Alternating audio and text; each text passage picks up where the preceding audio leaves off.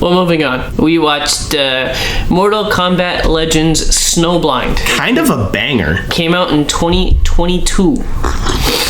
It takes place, I think, like 50 years after the events of the first two movies, after Shao Kahn has been defeated, and you follow Kenshi, the new protag, who is a dude. He's a guy who wants to defend the world and stuff, and he meets Sub-Zero and is like, please train me in your ways to be the defender of Earthrealm. And then he trains him to be the defender of Earthrealm. They kick some ass, and then Sub-Zero fucks off to another dimension because he's old and tired. First thing we noticed was a new animation style, maybe? Definitely a shift. I wouldn't say if it's a full new one, but it definitely has... I think it was done by a different animation studio, I believe. I think it looks way better. I don't know if I'd say way better. I think...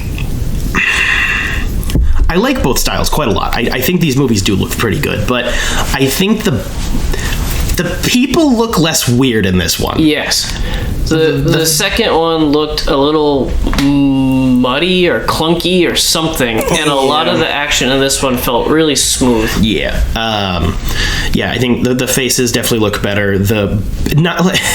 Body proportions don't really matter in very silly things, but I do feel like the animations made more sense, I guess, in this one. I think it felt kind of cheaper. Like, some of it looks like construction paper moving over construction paper, kinda. Little. But I like it a lot better. I think it looked a lot smoother. There was some weird mixture in the animation style, though. So, like, you'd have the construction paper moving, and then all of a sudden you'd have what looks like a completely different CG thing like come onto the screen, and it was like, what the... It just moved different. It had different coloring. It looked really weird. It has anime problems. Unironically, that's kind of where I'd put it. Yeah. I think the setting of this one's pretty cool. Basically, after all the events of the past, the world, Earthrealm is like fallen to shit, and it's like feudal lords again. The main antagonist of the movie is Kano. He's all old and grizzled and still a dick. I just think it's more interesting. I think it did itself a lot of favors by going 50 years into the future and doing something completely different. I think that was just a huge step up. I think normally I don't love that as like a third entry. I like it when trilogies are more cohesive, but I don't think this is actually a trilogy. No, that's just what I was about. Movies. That's what I was gonna say. Is I think 2 is definitely a direct sequel to 1, but I think 2.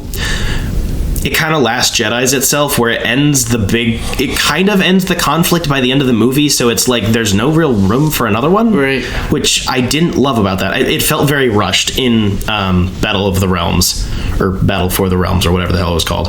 But I think in the situation that they had, I do think this was a really good idea. It also means that the world looks different.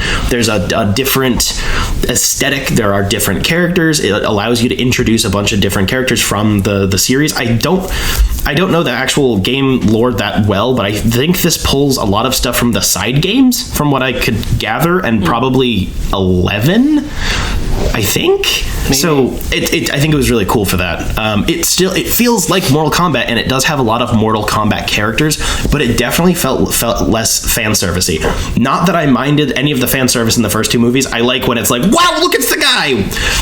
I usually don't like that. I usually think that that's bullshit, but I don't know. It's a dumb fighting game movie. Right.